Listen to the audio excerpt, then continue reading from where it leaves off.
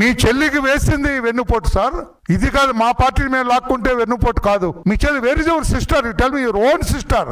మీ చెల్లిని మీరు దగ్గరకు తీయరు కానీ, మీ చెల్లిని మీరు ఆప్యాయంగా చూడరు కానీ ఎదుటి వాళ్ళ చెల్లిని మీరు ఆప్యాయంగా చూస్తారు సార్. ఆ చెల్లెలందరికీ నేను తెలియజేస్తున్నాను, నేను అసలు చెల్లి కదంటే వీళ్ళ నాన్నగారు అంటుంటాడు, పిన్నమ్మకి తల్లికి ఒక ముద్ద అన్నం పెట్టాడు కానీ పిన్నమ్మకి బంగారు గాజులు చేస్తాడు.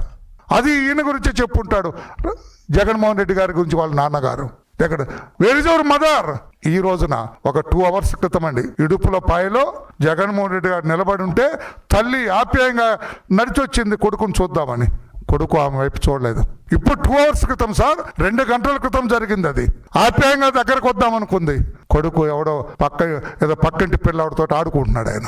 అయినా కూడా తల్లి దగ్గరకు వస్తే ఊరిక అట్లానే వదిలేశాడు. ఇదివరకు దగ్గరకు లాగా ఎంత షో చేసేవాడు, దగ్గరకు లాగా కూర్చొని ఆమె ఆయన నుదుటిన ముద్దు పెట్టేది, ఈయన దగ్గరకు ఇది చేసుకునేవాడు, పాత్రికేయులందరూ ఫోటోలు తీయండి అని టైం ఇచ్చేవాడు. ఇప్పుడు లేదే. ఏమి సార్, ఇది మీ తల్లికి పొడిచిన వెన్నుపోటు, చంద్రబాబు గారిది కాదు, ఇది వెన్నుపోటు.